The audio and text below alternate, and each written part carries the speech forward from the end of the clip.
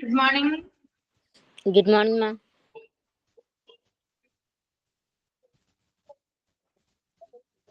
Good morning, ma'am. Good morning. Good morning, ma'am. Good morning. Okay, അപ്പൊ നമ്മൾ കഴിഞ്ഞ ക്ലാസ്സിൽ ഇൻവെന്ററി മാനേജ്മെന്റ് വരെയായിരുന്നു എടുത്തിരുന്നത്. ഇനി അടുത്തത് നമുക്ക് ഇന്റർനെറ്റിലോട്ട് പോവാം കേട്ടോ. ഗുഡ് മോർണിംഗ്, എല്ലാവർക്കും ഗുഡ് മോർണിംഗ് കേട്ടോ. ഓക്കെ, മൈക്ക് ഓഫ് ചെയ്യാണ്.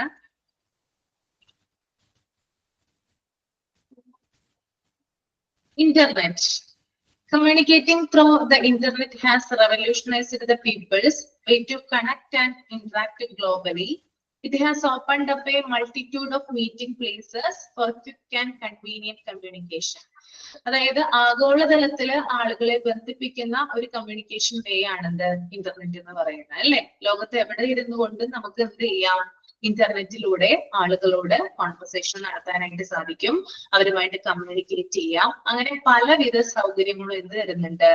ഇന്റർനെറ്റ് നമുക്ക് ഒരുക്കി തരുന്നുണ്ട്. ഇതിന്റെ പ്രധാന ഗുണം എന്ന് പറഞ്ഞാല് ലോകത്തിൽ എവിടെയായിരുന്നാലും നമുക്ക് വിവിധ കോണുകളിലുള്ള പല കോണ്ടിനെന്റ്സിലായിക്കോട്ടെ, പല കൺട്രീസിലായിക്കോട്ടെ, അവിടെയുള്ള ആളുകളുമായിട്ട് നമുക്ക് കമ്മ്യൂണിക്കേറ്റ് ചെയ്യാനായിട്ട് സാധിക്കും എന്നുള്ളതാണ് ഇന്റർനെറ്റിന്റെ പ്രത്യേകത. ഫസ്റ്റ് ദെൻ ഇമെയിൽ ആണ്. ഇന്റർനെറ്റ് സംവിധാനങ്ങളിൽ ആദ്യത്തേത് email. Email is one of the most vastly used methods for internet communication.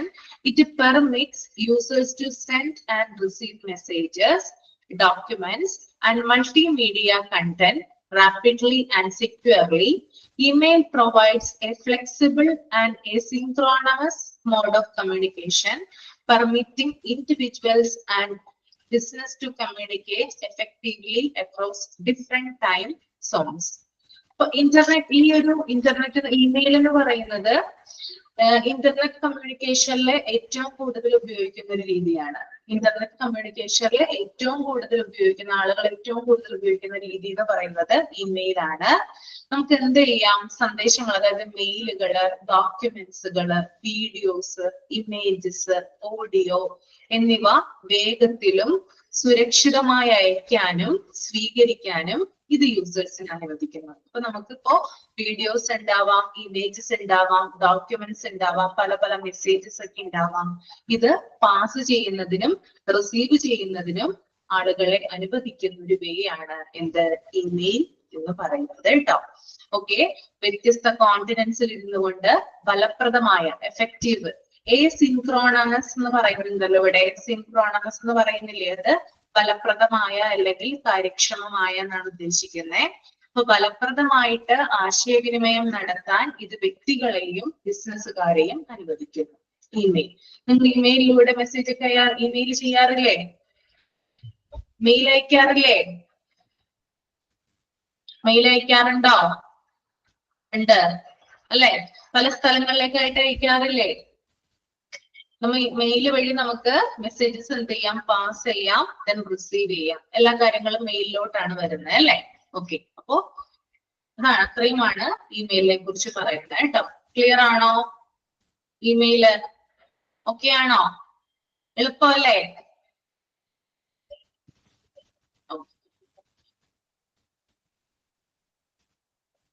Then voice and video calls. Internet-based voice and video calling services like Skype, Zoom, and Microsoft Teams make individuals and business able to have real-time audio and video conversations. Skype, Zoom, Microsoft Teams പോലുള്ള internet-based voice video call services വ്യക്തികൾക്കും ബിസിനസ്സുകാർക്കും live conversation നടത്താനായിട്ട് സഹായിക്കുന്നു.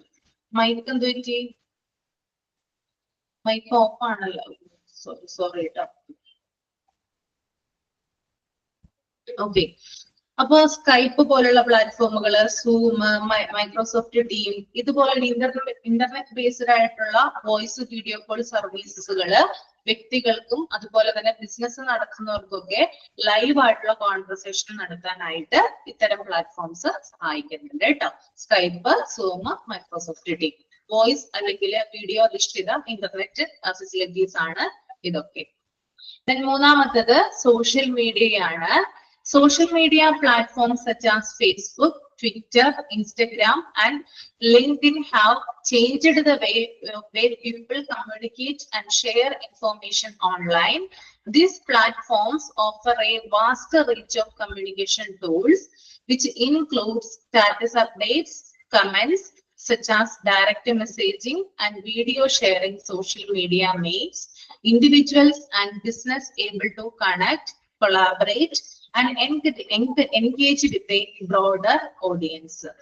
അതുപോലെ തന്നെ നമുക്കൊക്കെ അറിയാം, നമ്മൾ Facebook, Twitter, Instagram പോലുള്ള സോഷ്യൽ മീഡിയ പ്ലാറ്റ്ഫോംസ് ഉപയോഗിക്കുന്ന ആളുകളാണ്.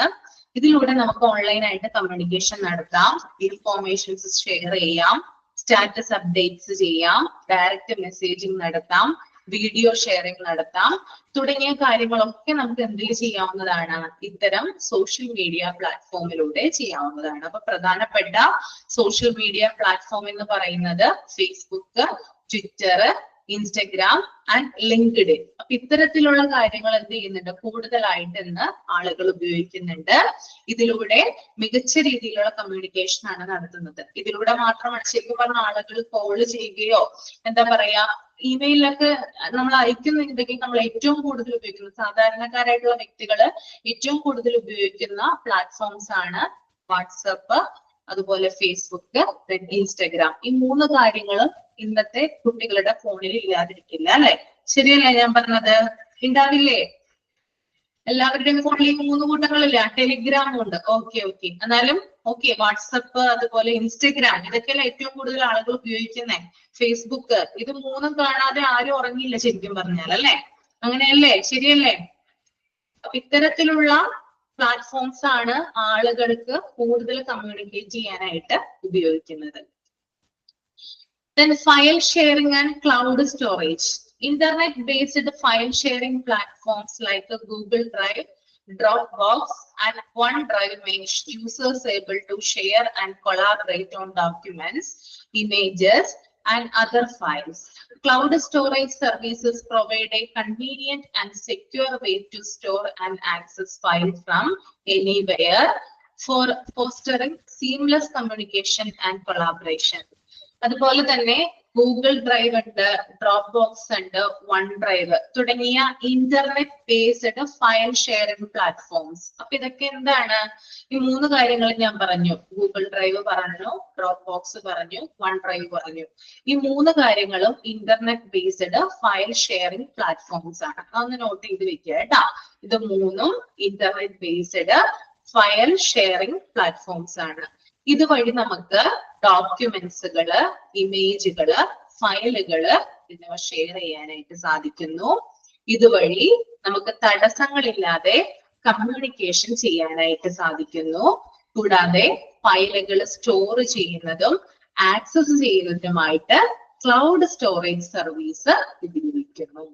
അപ്പോ ഫയല് ഷെയർ ചെയ്യാനും അല്ലെങ്കിൽ കമ്മ്യൂണിക്കേറ്റ് ചെയ്യാനും മാത്രമല്ല നമ്മൾ ഇത്തരത്തിലുള്ള സംവിധാനങ്ങൾ ഉപയോഗിക്കുന്നത്, മറിച്ച് ഫയല് സേവ് ചെയ്യുന്നതിനും അത് സ്റ്റോർ ചെയ്യുന്നതിനും അത് ആക്സസ് ചെയ്യുന്നതിനും വേണ്ടിയിട്ട് ഇത്തരത്തിലുള്ള കാര്യങ്ങൾ ഉപയോഗിക്കുന്നുണ്ട്. പ്രത്യേകിച്ച് cloud storage services file access ചെയ്യാനും സ്റ്റോർ ചെയ്യാനും വേണ്ടിയിട്ടാണ് ഉപയോഗിക്കുന്നത്. ക്ലിയർ ആണോ? 4 കാര്യങ്ങൾ പറഞ്ഞു നോക്കിയാണോ? മനസ്സിലാകുന്നുണ്ടോ?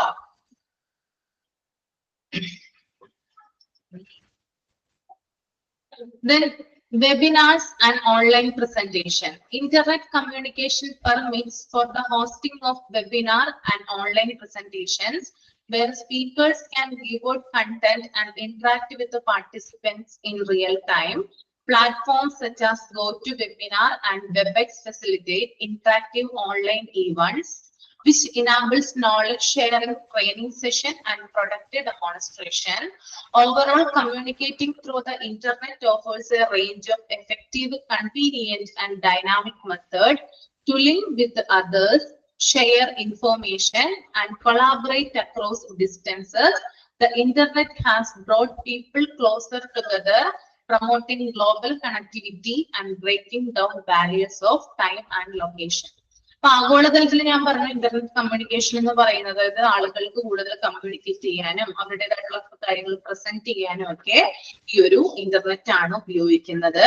മാത്രമല്ല മൊത്തത്തിൽ ഇന്റർനെറ്റിലൂടെയുള്ള ആശയവിനിമയം മറ്റുള്ളവരുമായിട്ട് ലിങ്ക് ചെയ്യുന്നതിനും വിവരങ്ങൾ പങ്കിടുന്നതിനും ദുരന്തങ്ങളിൽ സഹായിക്കുന്നതിനും പ്രത്യേകമായിട്ടുള്ള പോയിന്റ് ആണ് കേട്ടോ അത്.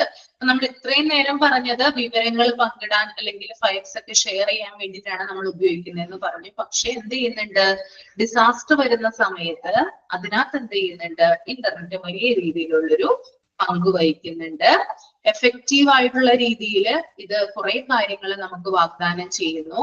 ഇന്റർനെറ്റ് ആളുകളെ കൂടുതൽ അടുപ്പിക്കുകയും കണക്ടിവിറ്റി പ്രോത്സാഹിപ്പിക്കുകയും സമയത്തിന്റെയും സ്ഥലത്തിന്റെയും തടസ്സങ്ങൾ മാറ്റുകയും ചെയ്യും.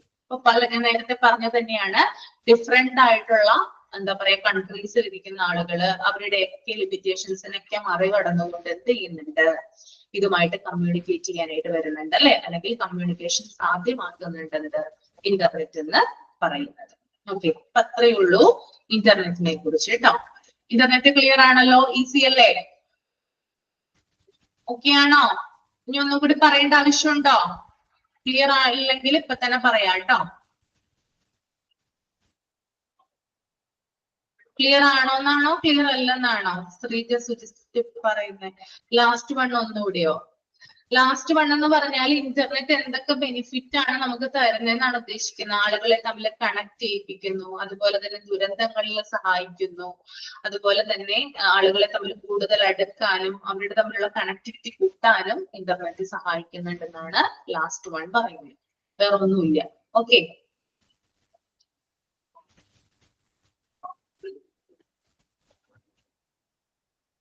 ഇനി അടുത്തത് വെബ് ബ്രൗസേഴ്സ് ആണ് കേട്ടോ. എന്താണ് വെബ് ബ്രൗസേഴ്സ്?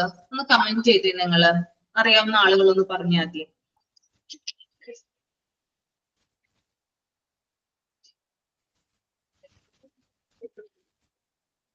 എന്താണ് വെബ് ബ്രൗസർ?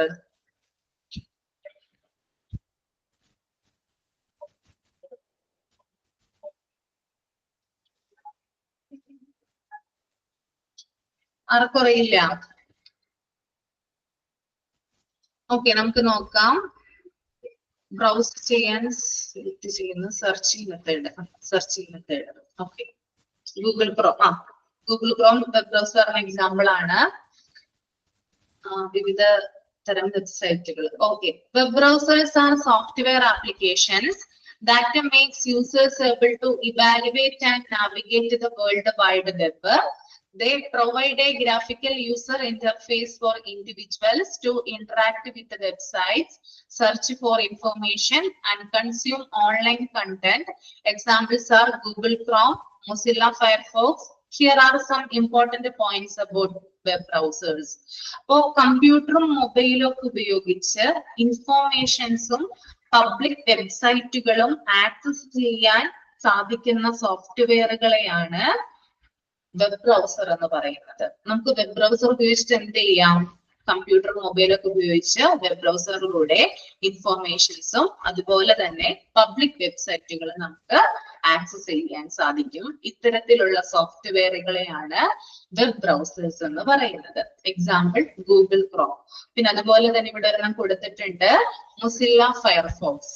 ഓക്കെ, ഇതൊക്കെ എന്താണ് ഫേമസ് ആയിട്ടുള്ള വെബ് ബ്രൗസറുകളാണ്. ഓക്കെ, www അതായത് വേൾഡ് വൈഡ് വെബിനെ ആക്സസ് ചെയ്യുന്നത് വെബ് ബ്രൗസറുകളാണ്.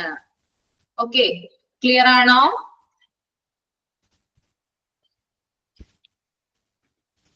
ഒന്നുകൂടി പറയണേ. എഴുതിയെടുക്കുന്നുണ്ടോ നിങ്ങള്? എഴുതിയെടുക്കാനാണോ ഒന്നുകൂടി പറയണമെന്ന് പറയുന്നേ? അപ്പൊ പറഞ്ഞുതരാം. എഴുതിയെടുക്കുന്നുണ്ടെങ്കിൽ പറഞ്ഞുതരാം.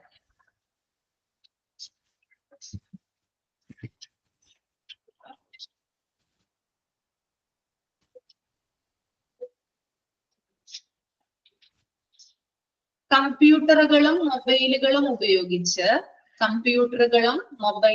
ഉപയോഗിച്ച്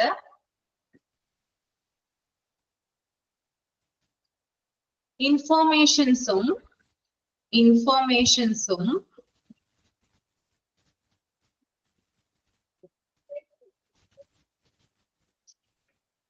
പബ്ലിക് വെബ്സൈറ്റുകളും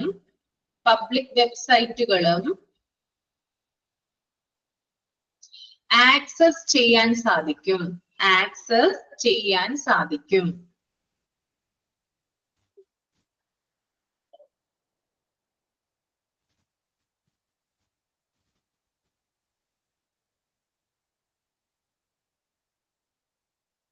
ഇത്തരത്തിൽ വിവരങ്ങൾ ആക്സസ് ചെയ്യാൻ ഉപയോഗിക്കുന്ന സോഫ്റ്റ്വെയർ ആണ് വെബ് ബ്രൗസേഴ്സ്.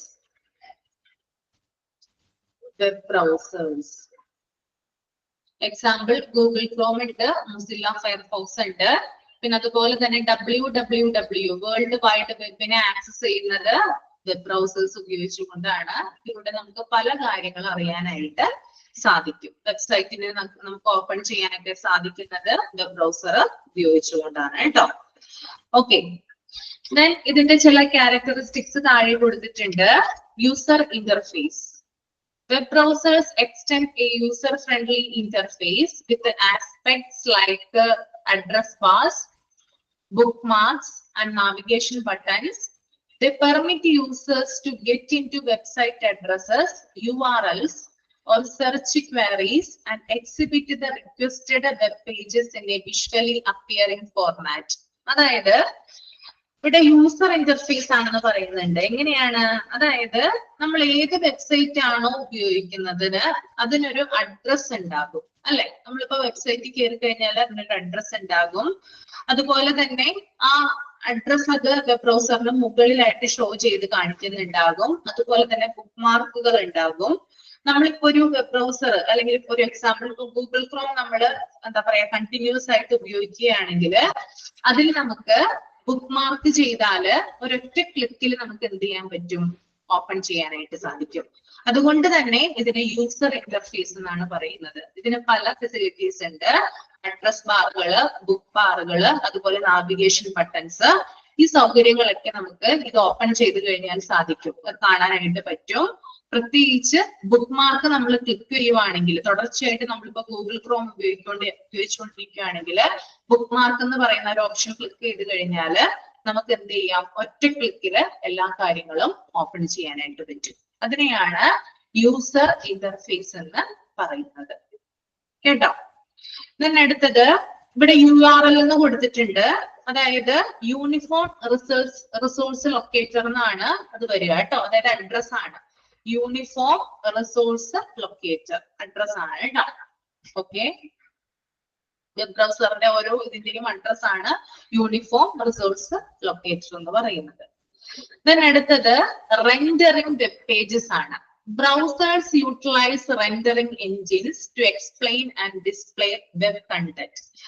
അതായത് ഒരു വെബ് കണ്ടന്റ് വിഷ്വലി അപ്പീലിംഗ് ആയ രീതിയിൽ യൂസേഴ്സിന് മുമ്പിൽ ഡിസ്പ്ലേ ചെയ്യാൻ സാധിക്കുന്നു. അതിനെയാണ് റെൻഡറിംഗ് വെബ് പേജസ് എന്ന് പറയുന്നത് കേട്ടോ. ഒന്നുകൂടി ഞാൻ പറയാം. ഒരു വെബ് കണ്ടന്റ് നമ്മൾ ഓപ്പൺ ചെയ്ത് കഴിഞ്ഞാൽ ഒരു കണ്ടന്റ് കാണാൻ സാധിക്കില്ലേ?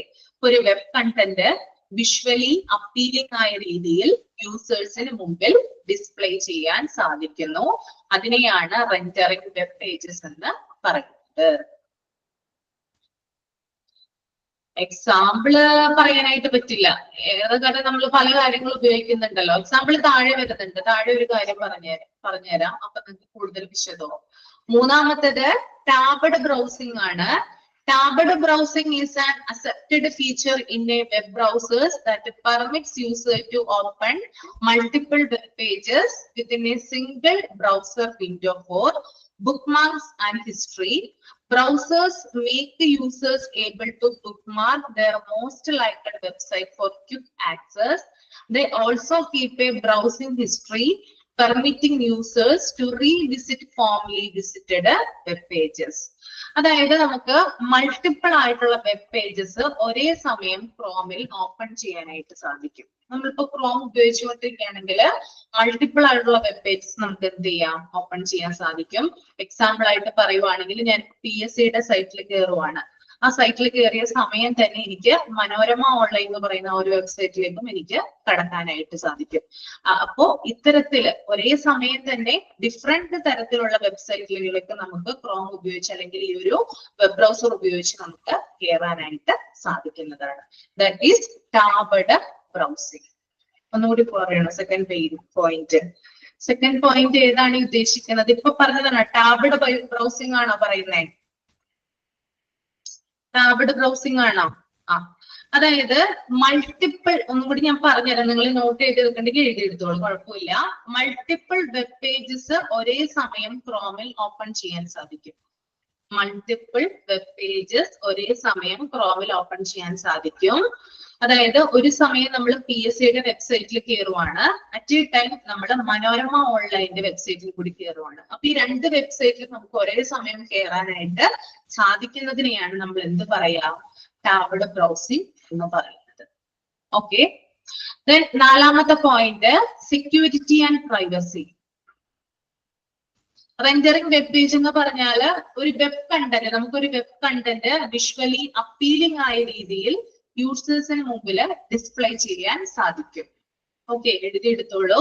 ഒരു വെബ് കണ്ടന്റ് വിഷ്വലി അപ്പീലിംഗ് ആയ രീതിയിൽ യൂസേഴ്സിന് മുമ്പിൽ ഡിസ്പ്ലേ ചെയ്യാൻ സാധിക്കും. That is rendering web pages. Web പേജുകൾ കാണാൻ നമുക്ക് സാധിക്കില്ലേ, അതിനെയാണ് റെൻഡറിംഗ് വെബ് പേജ് എന്ന് പറയുന്നത്.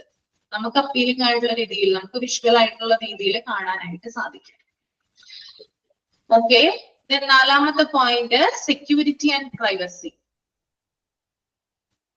Web browsers give priority to security and privacy features to protect the user's data and provide a secure browsing experience. അതായത് ഈ ഗൂഗിൾ ക്രോം എന്ത് ചെയ്യുന്നുണ്ട്, സെക്യൂരിറ്റിക്ക് ഇമ്പോർട്ടൻസ് കൊടുക്കുന്നുണ്ട്. ഇപ്പൊ ഗൂഗിൾ ക്രോം ആയാലും ഏറ്റവും എനിക്ക് തോന്നുന്നത് ഗൂഗിൾ ക്രോം ആണ് ഏറ്റവും കൂടുതൽ ആളുകൾ ഉപയോഗിക്കുന്നത്. മൊസില്ല ഫയർഫോക്സ് ഉപയോഗിക്കുന്നുണ്ട്, പക്ഷെ ഗൂഗിൾ ക്രോം എന്ത് ചെയ്യുന്നുണ്ട്, സെക്യൂരിറ്റിക്ക് കൂടുതൽ ഇമ്പോർട്ടൻസ് കൊടുക്കുന്നുണ്ട്.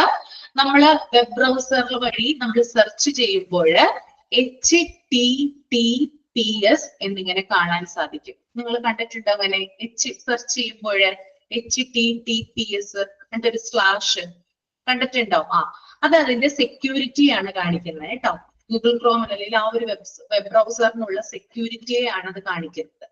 അപ്പൊ ഇത്തരത്തിലുള്ള കാര്യങ്ങളും കൂടി എന്ത് ചെയ്യുന്നുണ്ട്, ഈ ഒരു ഗൂഗിൾ ക്രോം അല്ലെങ്കിൽ ഒരു വെബ് ബ്രൗസർ പ്രൊവൈഡ് ചെയ്യുന്നുണ്ട്. സെക്യൂരിറ്റിയെ പ്രതിനിധാനം അല്ലെങ്കിൽ റെപ്രസെന്റ് ചെയ്യുന്നതിനെയാണ് HTTPS/dot കാണാനായിട്ട് സാധിക്കുന്നത് കേട്ടോ. 4 കാര്യങ്ങളും ക്ലിയർ ആണോ?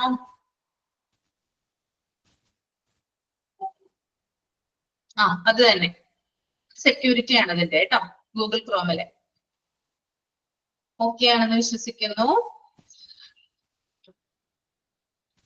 Popular web browsers consist of, ഇത് ഇമ്പോർട്ടന്റ് ആണ് കേട്ടോ. എന്തൊക്കെയാണ് പോപ്പുലർ ആയിട്ടുള്ള വെബ് ബ്രൗസേഴ്സ്? ഗൂഗിൾ ക്രോം ഉണ്ട്, Mozilla Firefox, apple safari, Microsoft edge and opera.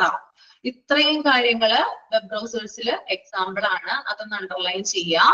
Users have the flexibility to select the browser that best suits their preferences, needs and platform choice. അതായത് യൂസേഴ്സിന് അവർക്ക് ഇഷ്ടപ്പെട്ട web ബ്രൗസറുകൾ എന്ത് ചെയ്യാം, അവരുടെ preference അനുസരിച്ച്, അവരുടെ needs അനുസരിച്ച്, അവരുടെ ചോയ്സ് അനുസരിച്ച് തിരഞ്ഞെടുക്കാം. ഏറ്റവും കൂടുതൽ ആളുകൾ ഉപയോഗിക്കുന്നത് ഗൂഗിൾ ക്രോം തന്നെയാണ്. എന്നിരുന്നാലും മറ്റ് വെബ് ബ്രൗസറുകളും ആളുകൾ ഉപയോഗിക്കുന്നുണ്ട്. ഓക്കെ, ദെൻ അടുത്തത് ഓൺലൈൻ സെക്യൂരിറ്റി ആണ് കേട്ടോ. Online security. Online security threats refers to numerous risks and vulnerabilities that can compromise the security of individuals, organizations, and systems when using the internet. Here are some common online security threats. അതായത് online, നമ്മൾ ഏറ്റവും കൂടുതൽ online ആണ് ഇപ്പൊ ഉപയോഗിക്കുന്നത്. Internet അധിഷ്ഠിത കാര്യങ്ങളാണ് നമ്മൾ ഏറ്റവും കൂടുതൽ ഉപയോഗിക്കുന്നത്. അതുകൊണ്ട് തന്നെ അത് ഉപയോഗിക്കുന്നതിൽ ചില റിസ്കും കാര്യങ്ങളൊക്കെ ഉണ്ട്. ചില ത്രെറ്റ്സ്, ചില ഭീഷണികള് നമ്മൾ ഓൺലൈൻ രംഗത്ത് നേരിടുന്നുണ്ട്. അതിനെ കുറിച്ചിട്ടാണ് താഴെ പറയുന്നത് കേട്ടോ. ഫസ്റ്റ് വൺ ഈസ് മാൾവെയർ ആണ്. Malware short for malicious software. അതൊന്ന് അണ്ടർലൈൻ ചെയ്യാം. മാൾവെയറിന്റെ ഷോർട്ട് ആണ് മലീഷ്യസ് സോഫ്റ്റ്വെയർ എന്നാണ് അതിന്റെ ഫുൾ ഫോം വരിക. മാൾവെയർ എന്നാണ് അതിനെ ചുരുക്കി പറയുന്നത്. Consist of viruses, worms, trojans, ransomware and spyware. Malware is outlined to damage or attain unauthorized entry to a system, steal sensitive information or damage normal computer operation.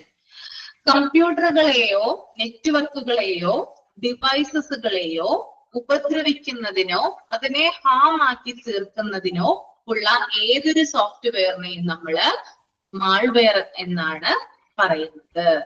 Okay, ഒന്നിലേക്ക് computer ആകാം, അല്ലെങ്കിൽ നെറ്റ്വർക്കുകളാകാം, അല്ലെങ്കിൽ computer devices ആകാം. ഇതിനെ ഉപദ്രവിക്കുന്ന രീതിയിൽ, അല്ലെങ്കിൽ ഇതിനെ ഹാംഫുൾ ആകുന്ന രീതിയിലുള്ള, അല്ലെങ്കിൽ അതിനെ ഉപദ്രവിക്കുന്ന, അല്ലെങ്കിൽ അതിനെ ഹാംഫുൾ ആക്കുന്ന രീതിയിലുള്ള സോഫ്റ്റ്വെയറുകളെയാണ് മാൾവെയർ എന്ന് പറയാം. അതായത് ഇത് മനഃപൂർവ്വം ഇതിനകത്ത് കയറി പറ്റി എന്ത് ചെയ്യും, സിസ്റ്റത്തിനോ നെറ്റ്വർക്കിനോ ഡിവൈസസിനോ ഡാമേജ് ഉണ്ടാക്കും. അത്തരത്തിലുള്ള സോഫ്റ്റ്വെയറുകളാണ് മാൾവെയേഴ്സ്. ക്ലിയർ ആണോ? മാൾവെയർ ക്ലിയർ ആണോ? ഓക്കെ, ശ്രീജ, സുജിത്ത് ക്ലിയർ അല്ലേ?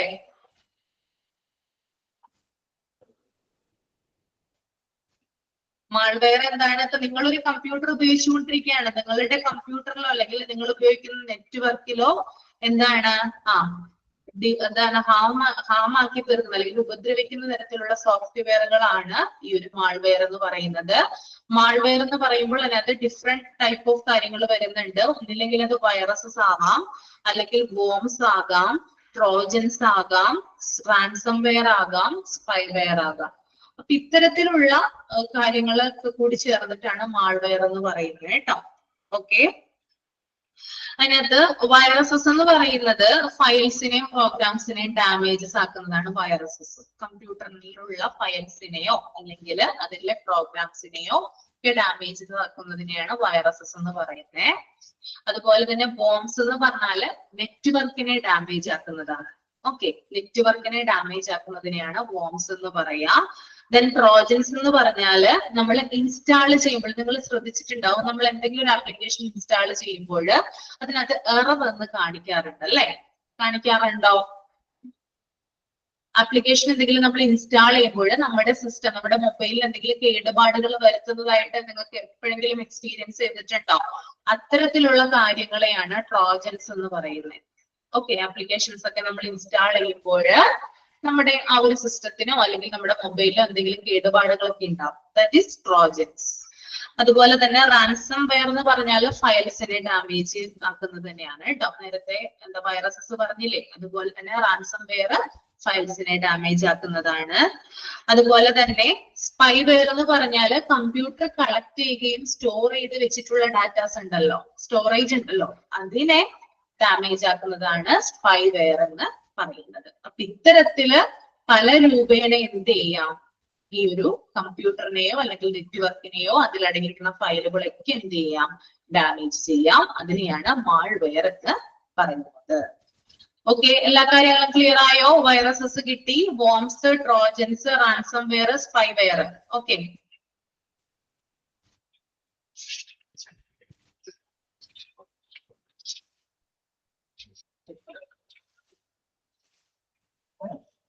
ഇനി അടുത്തത് ഫിഷിംഗ് ആണ്. ഫിഷിംഗ് ഒക്കെ നിങ്ങൾ കേട്ടിട്ടുണ്ടാവുമെന്ന് വിചാരിക്കുന്നു. ഇതൊക്കെ ഓൺലൈൻ ത്രെഡ്സ് ആണ് കേട്ടോ. അതായത് സൈബർ ഇടങ്ങളിലുള്ള അറ്റാക്കുകളാണ് ഇതൊക്കെ ഞാൻ പൊതുവെ പറയുന്നത്. Phishing involves deceitful attempts to devices users into providing sensitive information like passwords, credit card details, or personal data. Phishing attacks often take the form of deceptive emails, websites, or messages that will imitate legitimate entities, tricking users into revealing their information. Phishing എന്ന് പറഞ്ഞാല് വല വീശി പിടിക്കുക എന്നുള്ളതാണ് അതിന്റെ ഒരു പൊതുവായിട്ടുള്ള ഒരു പേര് പറയുന്നത്. അതിനെ നമ്മള് സൈബർ ലോകത്ത് അറിയപ്പെടുന്ന ഒരു പേര് ഫിഷിംഗ് ആണെങ്കിലും അവര് ഉപയോഗിക്കുന്ന ഒരു വാക്കെന്ന് പറഞ്ഞാല് ഉണ്ടല്ലേ, വല വീശി പിടിക്കുക, മീൻ പിടിക്കുക എന്ന് പറയില്ലേ നമ്മള്, അതുപോലെ. അത് വ്യക്തമായിട്ടൊന്ന് ശ്രദ്ധിച്ചു കേൾക്കുക. ഒരു വ്യക്തിയുടെ സെൻസിറ്റീവ് ഇൻഫോർമേഷൻസ് ചോർത്തുകയോ പരസ്യപ്പെടുത്താൻ പ്രേരിപ്പിക്കുകയോ ചെയ്യുന്നതാണ് ഫിഷിംഗ് എന്ന് പറയുന്നത് കേട്ടോ.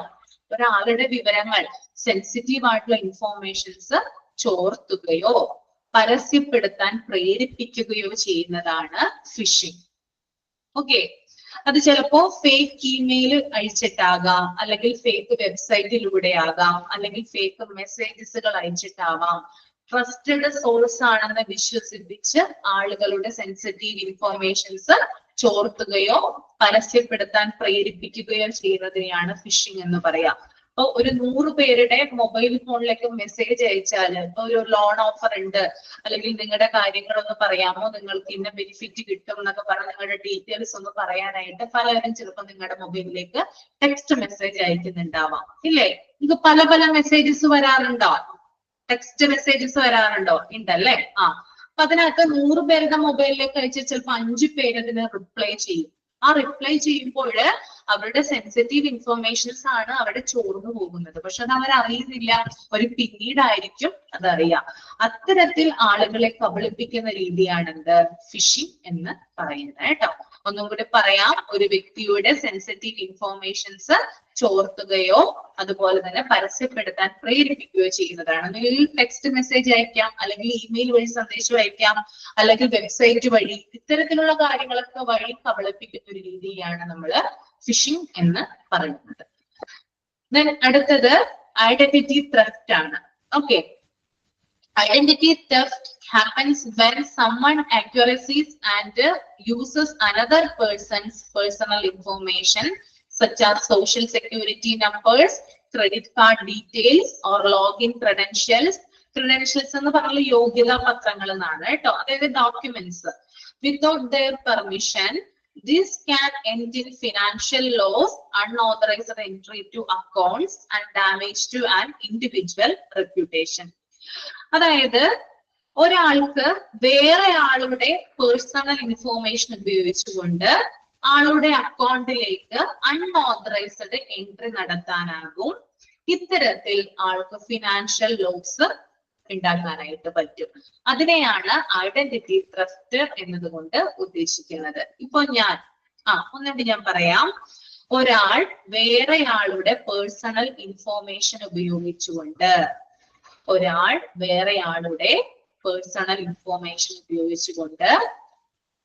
അക്കൗണ്ടുകളിലേക്ക് അൺഓതറൈസ്ഡ് എൻട്രി നടത്തുക. ഓക്കെ, ഇതുവഴി ഇയാൾക്ക് ഫിനാൻഷ്യൽ ലോസ് ഉണ്ടാവും. ഫോർ എക്സാമ്പിൾ, ഞാനിപ്പോ ശ്രീജയുടെ പേഴ്സണൽ ഡീറ്റെയിൽസ് ഉപയോഗിച്ചുകൊണ്ട് ശ്രീജയുടെ ബാങ്ക് ഓഫ് ഇന്ത്യ ആണ് ശ്രീജയുടെ ബാങ്കില്, അതിന്റെ വെബ്സൈറ്റിലേക്ക് ശ്രീജയുടെ ഇൻഫോർമേഷൻസ് കൈമാറിക്കൊണ്ട് ഞാൻ അൺഓതറൈസ്ഡ് എൻട്രി നടത്തുകയാണ്. അയാളുടെ കൂടുതൽ ഡാറ്റാസിലേക്ക് പോവാണ്. അതുവഴി ശ്രീജയുടെ എല്ലാ ഡീറ്റെയിൽസും എനിക്ക് കിട്ടിക്കഴിഞ്ഞു, പാസ്വേഡ് ഉൾപ്പെടെ ഡീറ്റെയിൽസ് അല്ലെങ്കിൽ അക്കൗണ്ട് നമ്പർ ഉൾപ്പെടെയുള്ള എല്ലാ കാര്യങ്ങളും കിട്ടിക്കഴിഞ്ഞു. ഇത് ഉപയോഗിച്ചുകൊണ്ട് ഞാൻ ബാങ്കിന്റെ വെബ്സൈറ്റിലേക്ക് കയറുന്നു. അവിടെ വെച്ച് ഞാൻ ശ്രീജിയുടെ പണം മോഷ്ടിക്കുന്നു. ഇതിനെന്താ പറയാ? ഐഡന്റിറ്റി തെഫ്റ്റ് എന്നാണ് പറയാ. ഒരാളുടെ പേഴ്സണൽ ഇൻഫോർമേഷൻസ് മോഷ്ടിച്ചുകൊണ്ട് അല്ലെങ്കിൽ അത് ഉപയോഗിച്ചുകൊണ്ട് എന്താ പറയാ, ഓതറൈസ്ഡ് ആയിട്ടുള്ള ഒരു അക്കൗണ്ടിലേക്ക് എൻട്രി നടത്തി അവിടെ നിന്ന് വിവരങ്ങൾ മോഷ്ടിക്കുന്നതിനെയാണ് ഐഡന്റിറ്റി തെഫ്റ്റ് എന്ന് പറയുന്നത് കേട്ടോ. ഇതുവഴി അയാൾക്ക് ഫിനാൻഷ്യൽ ലോസ് ഉണ്ടാകാം. ക്ലിയർ ആയോ? ഓക്കെ ആണോ?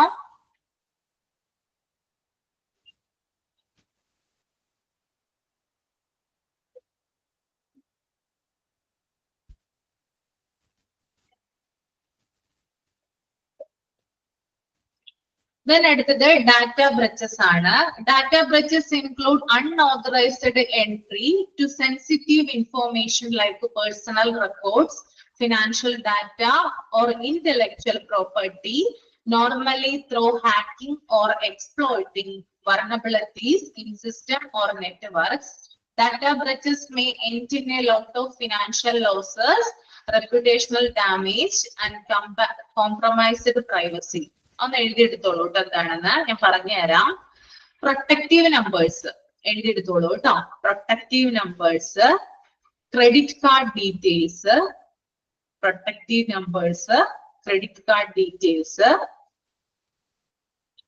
ഒരാളുടെ പേഴ്സണൽ ഇൻഫോർമേഷൻസ്,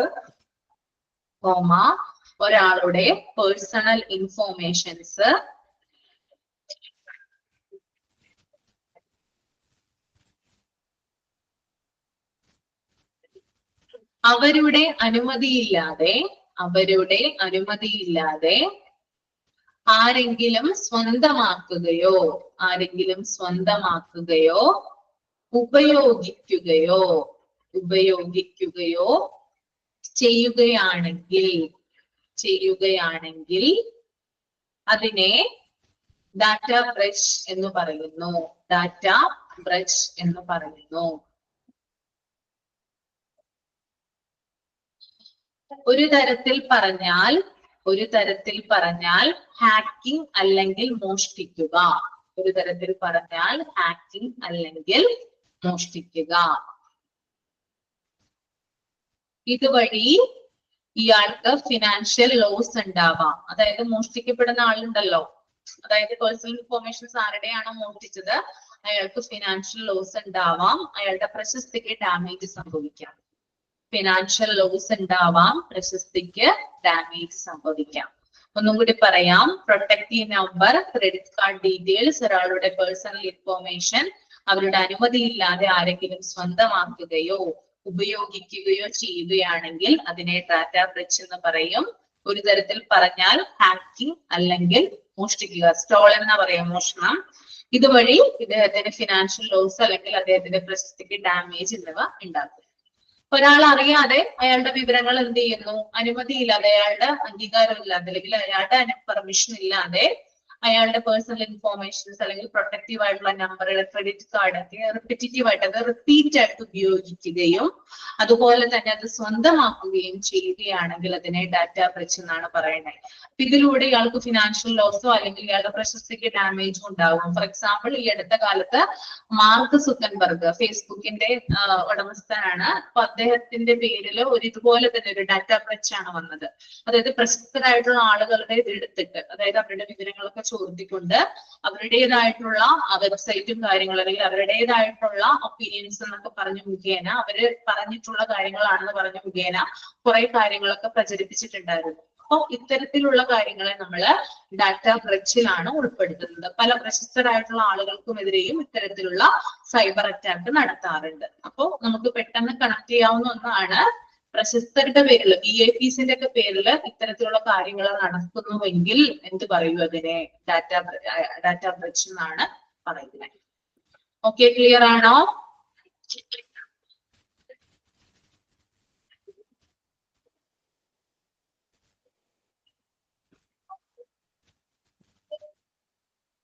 അടുത്തത് മാൻ in the middle attack. Man in the middle attack includes intercepting and changing communication between two parties without their knowledge. Attacks can overhear, modify, or inject spiteful content into the communication, potentially compromising sensitive information or handling the exchange. അതായത് മാൻ in the middle attack എന്ന് പറയുന്നത് തന്ത്രപരമായ വിവരങ്ങൾ മോഷ്ടിക്കുന്നതിനായി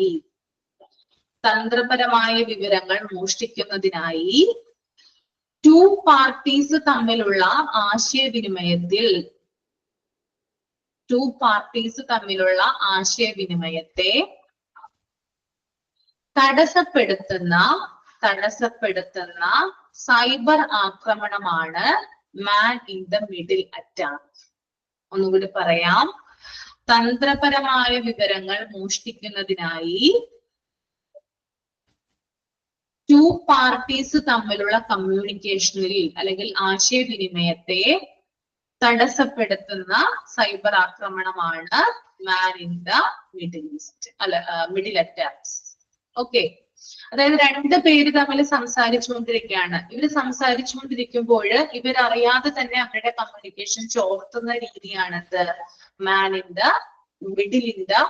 attack എന്ന് പറയുന്നത്. Man in the middle attack എന്ന് പറയുന്നത്. ഇപ്പോ ഒരു ബാങ്ക് ഓഫീസറും ബാങ്ക് കസ്റ്റമറും തമ്മിൽ സംസാരിച്ചുകൊണ്ടിരിക്കുകയാണ്. അവര് സംസാരിച്ചുകൊണ്ടിരിക്കുമ്പോൾ അവരറിയാതെ അവർക്ക് പറയാനുള്ള കാര്യങ്ങൾ ചോർത്തുന്നതാണ് എന്ത് മാൻ ഇൻ ദ മിഡിൽ അറ്റാക്ക് എന്ന് പറയുന്നത്.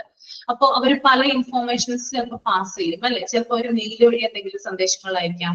ഒരു കസ്റ്റമർ, ഞാനിപ്പോ ഒരു എന്താ പറയാ ബാങ്കിൽ ഒരു കസ്റ്റമർ ആണ്, ഞാൻ എന്റെ മാനേജർക്ക് എന്റെ പ്രധാനപ്പെട്ട വിവരങ്ങൾ അടങ്ങുന്ന ഒരു ഡാറ്റ അങ്ങോട്ട് പാസ് ചെയ്യാണ്. പക്ഷെ ഇത് പാസ് ചെയ്യുമ്പോൾ ഇത് രണ്ടു കൂട്ടരും അറിയാതെ ഇത് മോഷ്ടിക്കുകയും ഇതിനിടയിൽ ചില മാറ്റങ്ങൾ വരുത്തുകയും ചെയ്യുന്നു.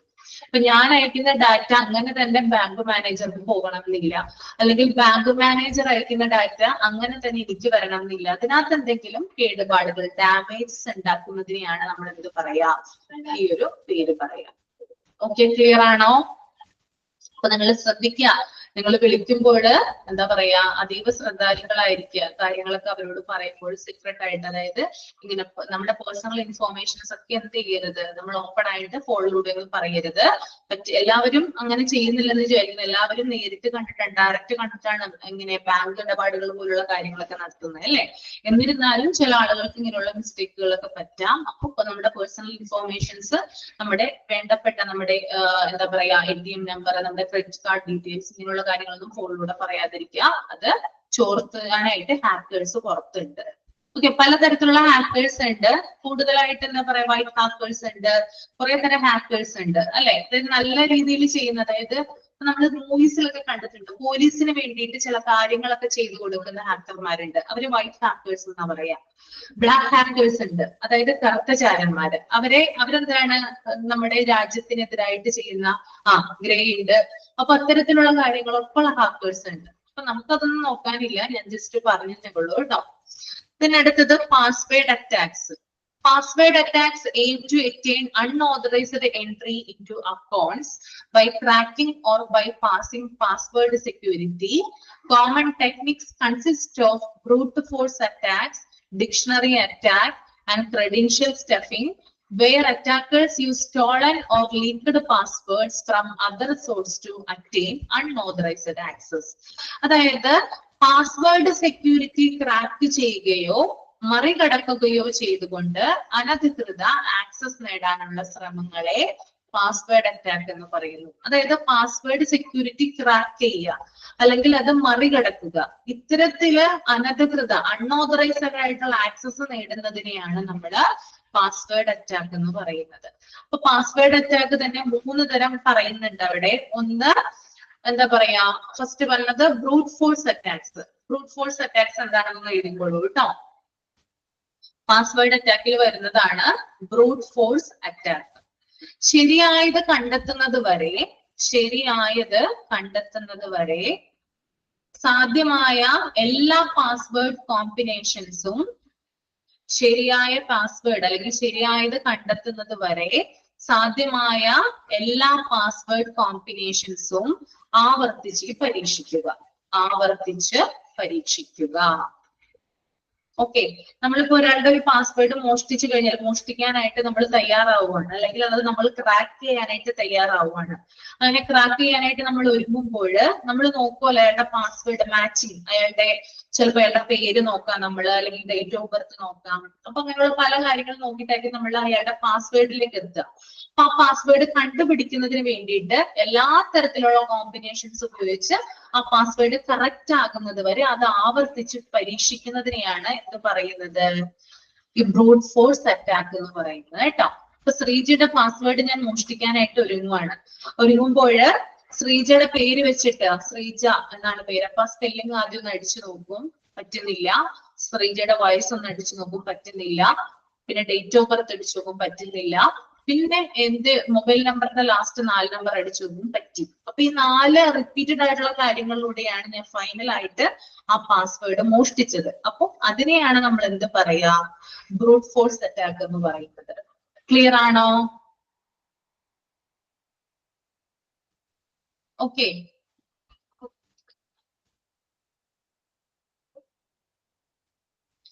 ഇനി ഡിക്ഷണറി അറ്റാക്ക്. ഡിക്ഷണറി അറ്റാക്ക് എന്താണെന്ന് എഴുതിയെടുത്തോളൂ കേട്ടോ. ശരിയായ പാസ്വേഡ് ഊഹിക്കാൻ പൊതുവായ വാക്കുകളുടെയും ശരിയായ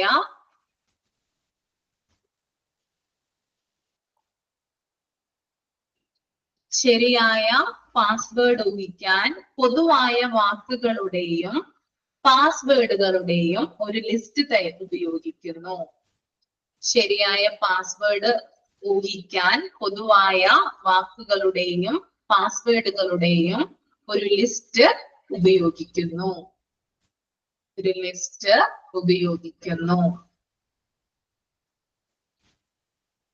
ഓക്കെ, അതായത് നമ്മളിപ്പോ ഒരു പാസ്വേഡിലേക്ക് എത്തുന്നതിന് വേണ്ടിയിട്ട് ജനറൽ ആയിട്ടുള്ള കാര്യങ്ങൾ ഉപയോഗിച്ചുകൊണ്ട് നമ്മൾ എന്ത് ചെയ്യാറാക്കാറുണ്ട്?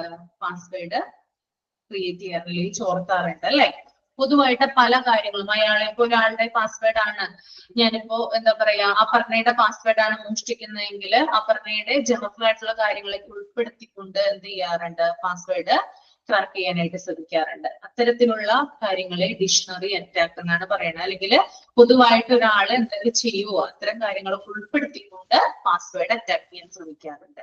So that is dictionary attack. Okay, അടുത്തത് ക്രെഡൻഷ്യൽ സ്റ്റഫിംഗ് ആണ്. അതിനകത്ത് തന്നെ കൊടുത്തിരിക്കുന്ന ഒരു വേർഡ് ആണ്. ക്രെഡൻഷ്യൽ സ്റ്റഫിംഗ് എന്ന് പറഞ്ഞാല് അക്കൗണ്ടുകൾ ആക്സസ് ചെയ്യാൻ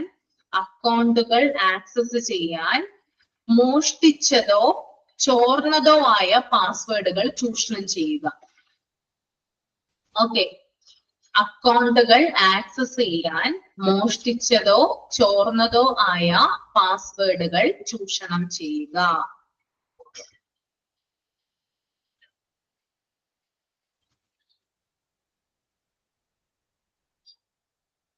അതായത് മുന്നേ തന്നെ മോഷ്ടിച്ചതോ അല്ലെങ്കിൽ അതായത് അയാളുടെ കയ്യിൽ കിട്ടിയിട്ടുള്ളതായിട്ടുള്ള പാസ്വേഡുകൾ ഉണ്ടാവില്ലേ ഈ ഒരു ഹാക്കറുടെ കയ്യില്, അയാൾ അത് ഉപയോഗിച്ചിട്ട് എന്ത് ചെയ്യുന്നുണ്ട്? പാസ്വേഡ് ക്രിയേറ്റ് ചെയ്യാൻ അല്ലെങ്കിൽ പുതുതായിട്ട് ഉണ്ടാക്കാനായിട്ട് ശ്രമിക്കുന്നുണ്ട്. അത്തരത്തിലുള്ള കാര്യത്തിനെയാണ് ക്രെഡൻഷ്യൽ സ്റ്റഫിംഗ് എന്നതുകൊണ്ട് ഉദ്ദേശിക്കുന്നത്. ഓക്കെ, ഇത്തരത്തില് പാസ്വേഡുകൾ മോഷ്ടിക്കുന്നതിനെയാണ് പാസ്വേഡ് അറ്റാക്സ് എന്ന് പറയുന്നത്. ക്ലിയർ ആണോ? പാസ്വേഡ് അറ്റാക്സ് ക്ലിയർ ആണോ? ഓക്കെ, അടുത്തത് ഇൻസൈഡർ ത്രെറ്റ്സ് ആണ്. Insider threats means risk posed by individuals within an organization who have authorized entry into system or sensitive data. These threats can rise from spiteful intent, negligence, or unthinking actions that compromise security. Okay. അപ്പോ insider threats എന്ന് പറഞ്ഞാൽ ഒരു സ്ഥാപനത്തിനുള്ളില് authorised ആയിട്ടുള്ള വ്യക്തികള് സ്ഥാപനത്തിന്റെ sensitive ഡാറ്റയിലേക്കോ sensitive ഇൻഫോർമേഷൻസിലേക്കോ ചില entry നടത്തിയേക്കാം, അല്ലെങ്കിൽ ചില അപകട സാധ്യതകളും ഉയർത്തിയേക്കാം. അത്തരത്തിലുള്ള കാര്യത്തെയാണ് ഇൻസൈഡർ ത്രെറ്റ്സ് എന്ന് പറയുന്നത്. ഒരു സ്ഥാപനത്തിൽ വർക്ക് ചെയ്യുന്ന ഒരു വ്യക്തി, ഫോർ എക്സാമ്പിൾ ബാങ്കിൽ വർക്ക് ചെയ്യുന്ന വ്യക്തി, ആ വ്യക്തി ഓതറൈസ്ഡ് ആയിട്ടുള്ള ഒരു പേഴ്സൺ ആണ് അല്ലെ, അംഗീകരിക്കപ്പെട്ട ഒരു വ്യക്തിയാണ്. പക്ഷെ ആ വ്യക്തി എന്ത് ചെയ്യുന്നുണ്ട്? ആ സ്ഥാപനത്തിൻ്റെതായിട്ട് പ്രൈവറ്റ് ആയിട്ട് സൂക്ഷിച്ചിരിക്കുന്ന ചില സെൻസിറ്റീവ് ആയിട്ടുള്ള ഇൻഫോർമേഷൻസ് ഉണ്ടാകും, അതുപോലെ തന്നെ അവരുടേതായിട്ടുള്ള ഡാറ്റ ഉണ്ടാകും. അത് ചോർത്തുകയോ അല്ലെങ്കിൽ അതിന് ഡാമേജ് ഉണ്ടാക്കുന്ന രീതിയിൽ പ്രവർത്തിക്കുകയോ ചെയ്യുന്നതിനെയാണ് ഇൻസൈഡർ ത്രെറ്റ്സ് എന്നതുകൊണ്ട് ഉദ്ദേശിക്കുന്നത്. ഇത് സ്ഥാപനത്തിനുള്ളിൽ മാത്രമാണ് നടക്കുക കേട്ടോ. ഇത് വ്യക്തികൾക്കല്ല, ഒരു സ്ഥാപനത്തിന്റെ ഉള്ളിൽ അവരുടെ ഡാറ്റാസിന് ഭീഷണിയാകുന്ന രീതിയിൽ അല്ലെങ്കിൽ അവരുടെ ഇൻഫോർമേഷൻസ് ചോർത്തുന്ന രീതിയിൽ ഒരാൾ പ്രവർത്തിച്ചു കഴിഞ്ഞാൽ അതിനെ ഇൻസൈഡർ ത്രെറ്റ്സ് എന്ന് വിളിക്കുന്നു. ഓക്കെ, അതിനകത്ത് ഫസ്റ്റ് എന്ന് പറഞ്ഞാല് സ്പൈറ്റ്ഫുൾ, എന്താ പറയാ, ഒരു കാര്യം കൊടുത്തിട്ടുണ്ട്, പല രീതിയിലുണ്ട്. ഒന്ന് സ്പൈറ്റ്ഫുൾ ഇന്റന്റ്, അതാണ് ഞാൻ പറയാൻ പോകുന്നത് കേട്ടോ. സ്പൈറ്റ്ഫുൾ ഇന്റന്റ് എന്ന് പറയുന്നത് വെറുപ്പുളവാക്കുന്ന ഉദ്ദേശം അല്ലെങ്കിൽ സംഘടനയെ ദ്രോഹിക്കാനുള്ള ബോധപൂർവമായ പ്രവർത്തനങ്ങൾ. ഒരാൾ കരുതി കൂട്ടിയ സ്ഥാപനത്തിന് ഇന്നത് വരുത്തണം അല്ലെങ്കിൽ ഇന്ന പോലെ ഡാറ്റ നശിപ്പിക്കണം എന്നൊക്കെ മനസ്സിൽ ഇങ്ങനെ ഉറച്ച് തീരുമാനം എടുക്കുകയാണ്, ബോധപൂർവമായിട്ട് അയാൾ പ്രവർത്തിക്കുകയാണ് ആ ഡാറ്റ നശിപ്പിക്കുന്നതിന് വേണ്ടിയിട്ട്. അതിനെ സ്പൈറ്റ്ഫുൾ ഇന്റന്റ് എന്നാണ് പറയുന്നത്. ഒരാളുടെ സ്ഥാപനത്തിന് നേരെയുള്ള ബോധപൂർവമായിട്ടുള്ള പ്രവർത്തനത്തെ സ്പൈറ്റ്ഫുൾ ഇന്റന്റ് എന്നതുകൊണ്ട് ഉദ്ദേശിക്കുന്നു.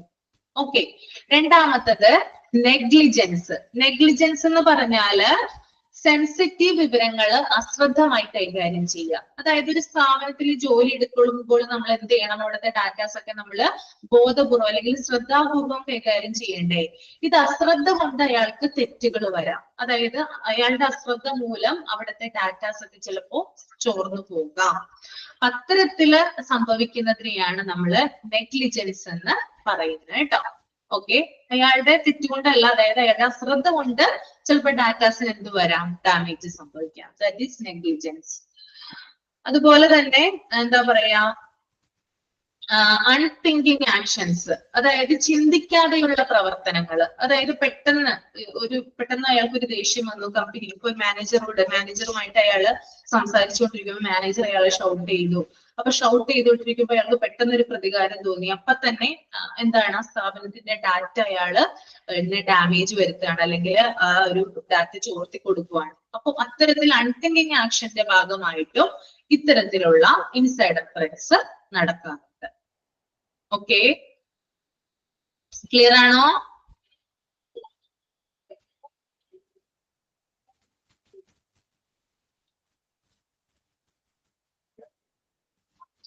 Then unsecured Wi-Fi networks.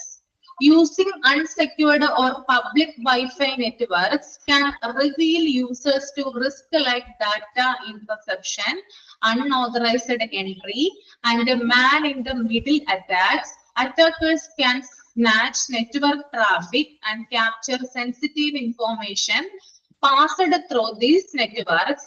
To mitigate online security threats, it is necessary to adopt security best practices like using strong and unique passwords, frequently updating software and applications, enabling two-factor authentication, being cautious of doubtful emails or links, and keeping awareness of current security threats, employing dependable security software, frequently backing up data, and keeping informed about the latest security practices can also help safeguard against online security threats.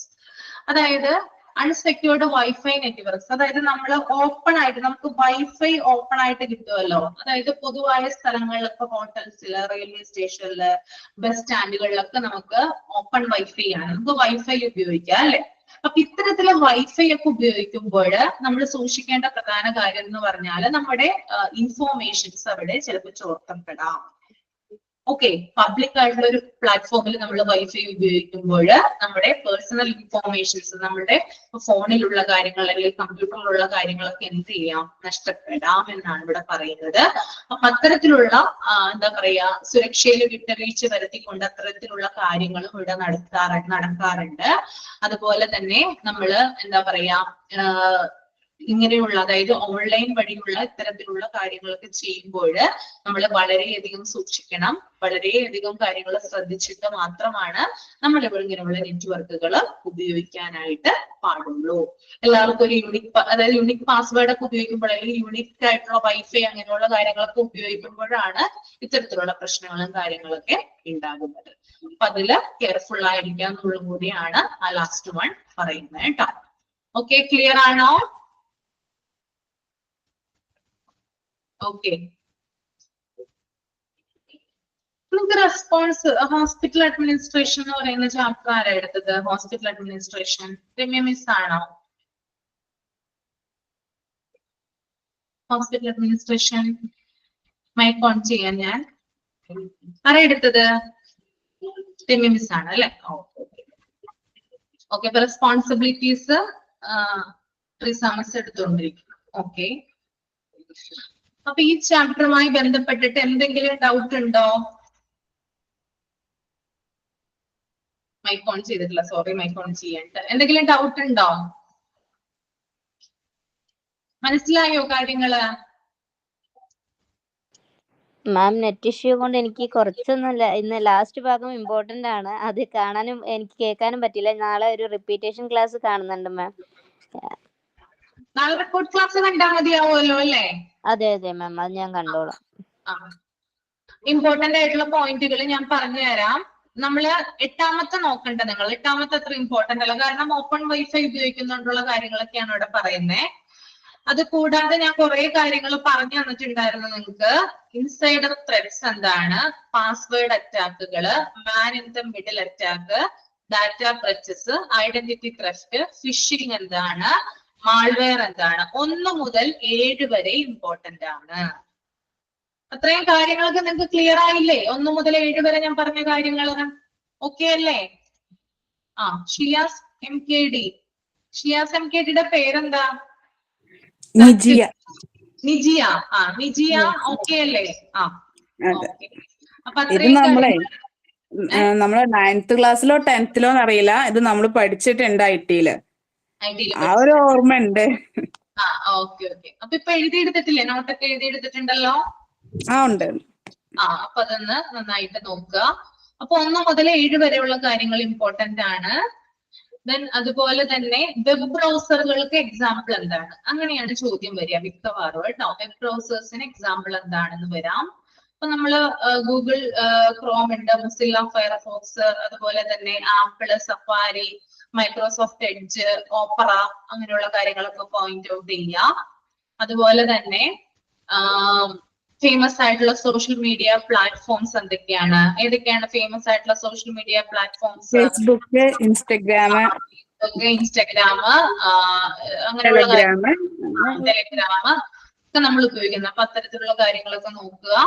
Email നോക്കുക, voice and video calls, social media വരെ നോക്കുക കേട്ടോ. 1, 2, 3 ഇന്റർനെറ്റില് 1, 2, 3. അതുപോലെ തന്നെ Google drive, drop box, one drive അത് വേണ്ട, അത് കുഴപ്പമില്ല, ഇത് നോക്കിയാൽ മതി. ഇമെയില്, അതുപോലെ voice and video call, social media, 3 കാര്യങ്ങള്. അതുപോലെ ഇവിടെ എന്താണുള്ളത്? മൈക്രോസോഫ്റ്റ് എക്സലിന്റെ പൊതുവായിട്ട് എന്താണ്? മൈക്രോസോഫ്റ്റ് എക്സൽ കാൽക്കുലേഷൻ ആണ്, മാത്തമാറ്റിക്കൽ ഓപ്പറേഷന് വേണ്ടിയിട്ട് സഹായിക്കുന്നു.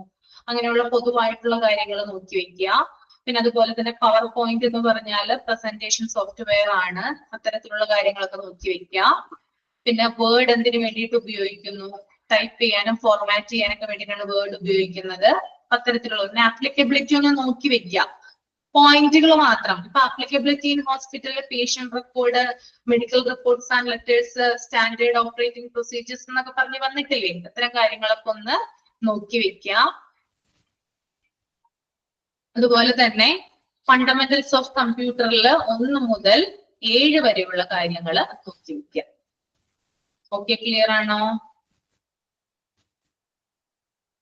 ഓക്കെ ആണോ? മനസ്സിലായില്ലേ? അതെ മാം. അപ്പൊ നമ്മുടെ ക്ലാസ് ഇവിടെ വൈൻഡ് അപ്പ് ചെയ്യാനായിട്ടോ. കഴിഞ്ഞു നിങ്ങളുടെ ക്ലാസ്. എന്റെ റോള് കഴിഞ്ഞു.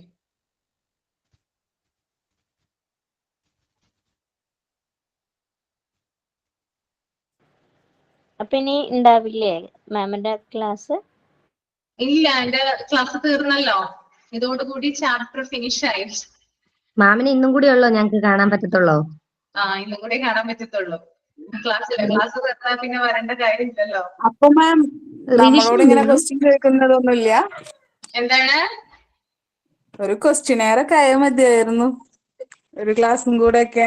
നമുക്കൊരു ഇന്ററാക്ഷൻ പ്രാക്ടീസിന് വേണ്ടിയിട്ടല്ല. ഞാൻ നോക്കട്ടെ ചാപ്റ്റർ കഴിഞ്ഞു. ഞാൻ നോക്കട്ടെ, ഒന്ന് പറ്റുമെങ്കിൽ കയറാനായിട്ട് നോക്കാം നെക്സ്റ്റ് വീക്ക് കേട്ടോ. ഞാൻ നോക്കട്ടെ, ഉറപ്പ് പറയുന്നില്ല, എന്നാലും നോക്കാം. Okay ma'am. മാം കഴിവതും നോക്കണേ.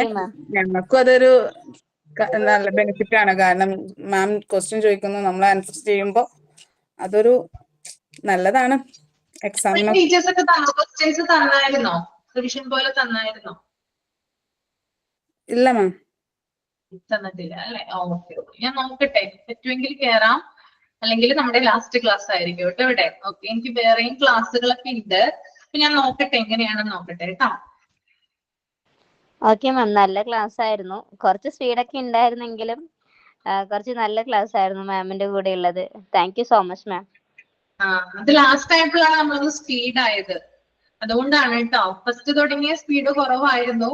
അപ്പോ ഞാനാണെന്ന് തോന്നുന്നു വളരെ സ്പീഡ് കുറവെടുക്കുന്ന ആള് ഞാനാണെന്ന് തോന്നുന്നു അല്ലേ? ശരിയല്ലേ? ആയിരുന്നു മാം. ഞാനൊരു കാര്യം പറയട്ടെ. നമ്മുടെ ഫസ്റ്റ് തുടക്കം മുതലുള്ള ക്ലാസ് വെച്ച് നോക്കുമ്പോ അന്ന് മാം എന്ന് പറയുന്നത് മാമും ഞങ്ങളെയും കൊണ്ടും വായിപ്പിക്കുമായിരുന്നു. നമ്മുടെ ഫസ്റ്റ് ക്ലാസ്സിലൊക്കെ അങ്ങനെ ആയിരുന്നെന്ന് നമുക്ക് ഓക്കെ നല്ല ഇതായിരുന്നു. നല്ല പഠിക്കാൻ നമ്മളായിട്ട് വായിപ്പിച്ച് നമ്മളോടാ ചോദിക്കുന്ന. ഫസ്റ്റ് മാം പറഞ്ഞു തരുന്നതിന്റെ മുമ്പ് നമ്മളോട് ചോദിച്ചിരുന്നു.